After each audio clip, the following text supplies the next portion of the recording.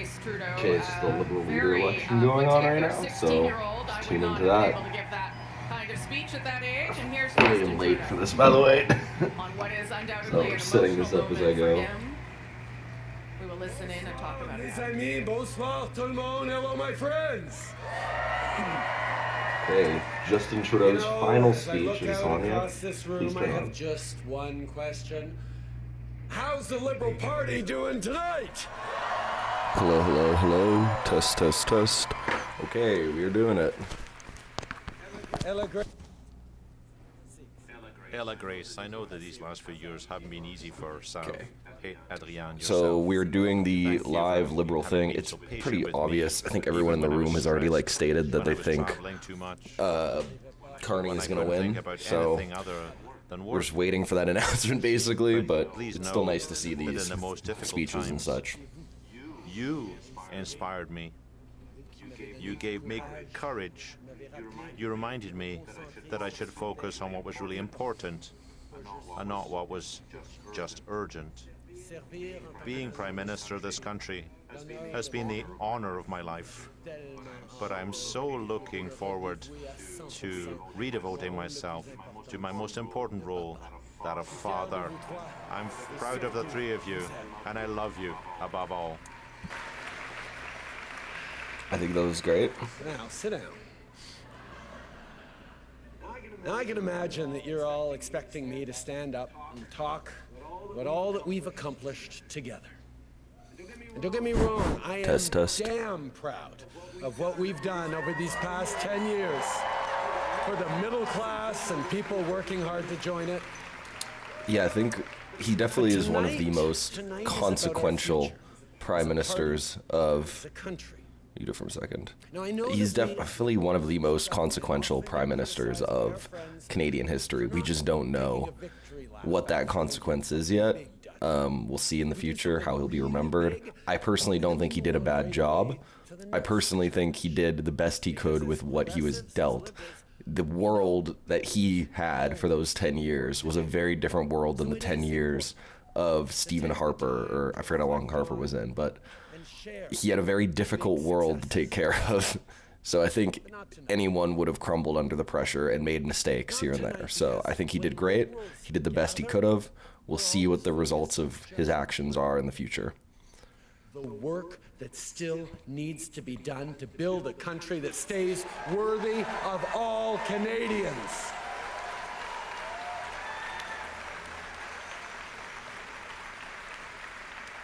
And simply put, that's the work of a lifetime for each and every one of us. It's very simple. Liberals are dedicated to making this country even better, not because we think it's broken, but because we have an opportunity and therefore a responsibility to ensure that Canada stays the best country on earth.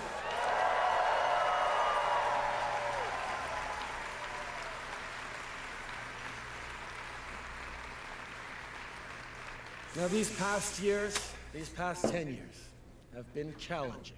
Crisis after crisis has been thrown at Canadians. Very true. But through every crisis, Canadians have shown who they are. We've pulled together. We've stood up for each other, and every single time, we've emerged even stronger.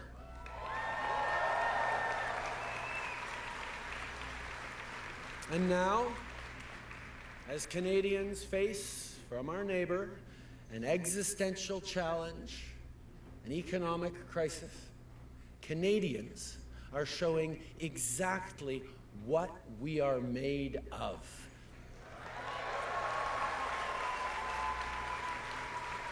Canadians are showing what it is that makes us Canadians, not by defining ourselves by who we're not, but by proudly embracing who we are.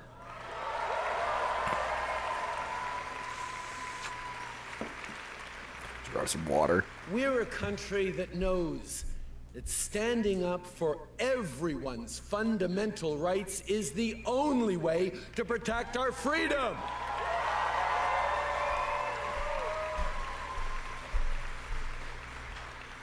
We're a country that believes no one should be left behind and that everyone should have a real and fair shot at success. We're a country that refuses to accept the false choice between a strong economy and a healthy environment. We're a country that embraces reconciliation and Indigenous peoples as true partners because it is the only path to a shared, prosperous future.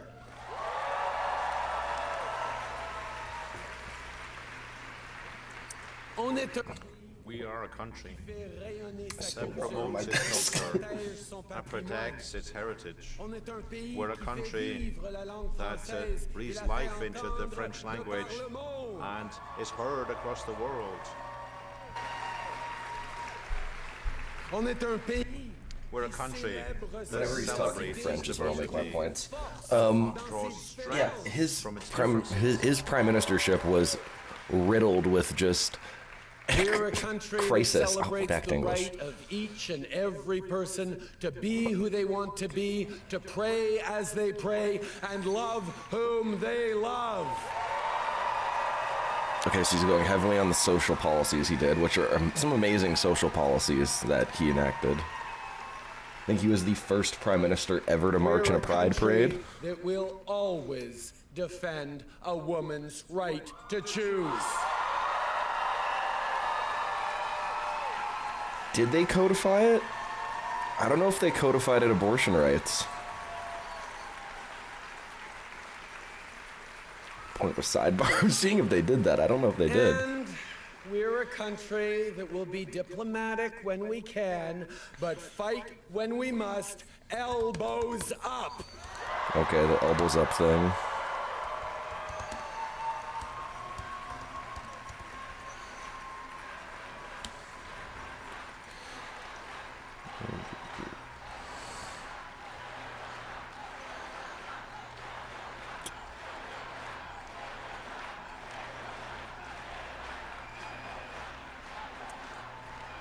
But you here in this room, and our fellow liberals watching across the country, you know all about fighting with grit, with determination, when the going gets tough. You remember where we were. I don't remember the 15 exact years laws, ago but it's with still just kind of iffy, 35 basically. Seats in the House. You remember our ups and downs and all those times that people counted us out, all the times they said our party was on its last breath. Like He had 35 seats in the Canadians, House because the NDP had a it's when you powerhouse of a count us leader during out that time. that we liberals show our true mettle.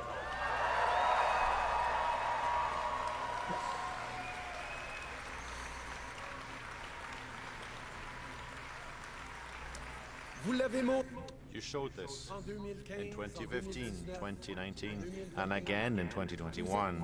You mobilized. You knocked on doors. You did it in the rain, in a heat wave. Yeah, I couldn't. I in tried the to Google freezing quickly. cold. I did it don't. in the I'm not middle reading of a the exact pandemic. law on abortion, but it's not Wearing a fully mask. protected. You fought But the for government your does country. enact, like, anytime And there's you an issue in changed it provinces, they for do the things. He better. didn't fully protect abortion, but he did better than every other government has. There's still no, like, thing saying it's legally party. protected forever. It's more than just a name, a logo, a leader. Like, It's there's all no about Roe v. you. Wade to codify in Canada, if that makes sense. Carry the hopes But of it is a Canadians part of day in, day rights, out. or human A rights, country so is I more believe than a there should be. flag and a territory. Not a Roe v. Wade case, of course, It's a because that vision. case was A vision shouldn't which have even is happened, built 'cause gradually, he should have had the day right, after but day, between friends that right needs to and be codified. neighbors. And I'd like to thank all those who have been there to build this vision together. I'm thinking here about my first I think his volunteers 18 legacy years ago. should be that he was the Those weed who have president. been there since the He's the start. reason. Rennes, Well, this isn't weed, but Louis I could hit a Alexandre, fat blinker if I wanted to right now. and others, I could Marco so many Rubio right others. now legally. I'm thinking about the grocery store legally just parking hit lot in Pepinot when we talk to people to rally them Wanted to our to. cause, All because of this to our man. movement. All because of this man. Also thinking of two friends in particular, who've been there with me. How do I keep spilling? Do I not know how to drink water? I keep spilling water. For close to 20 years. The extraordinary Adam Scotty and the unstoppable Katie Telford.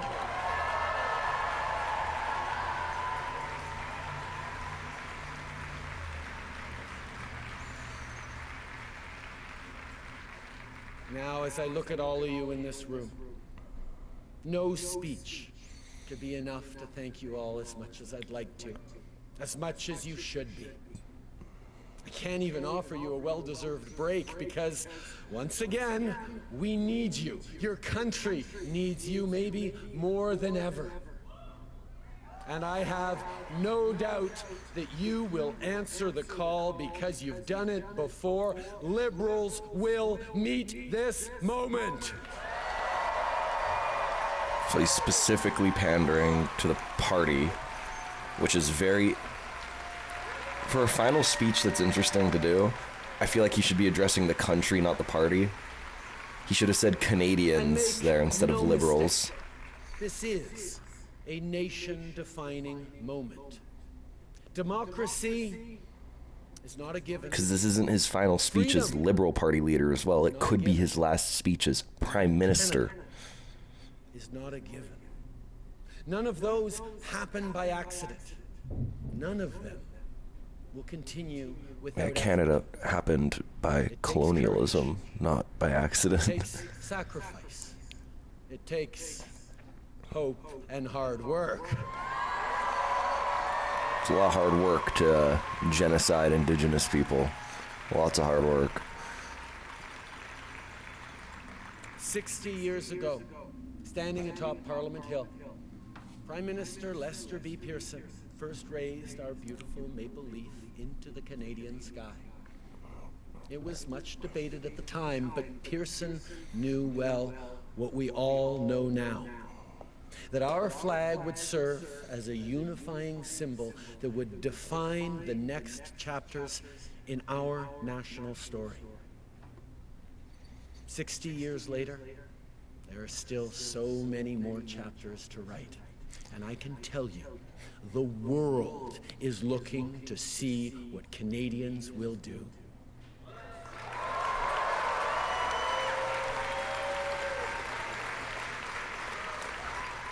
So let us not dwell on all the great things we've achieved over the past 10 years. Let us aspire instead to achieve even more over the next 10 years and the decades to come. Let us remain steadfast, defiant, and united. And let us not just think about our party, let us prove our love of country.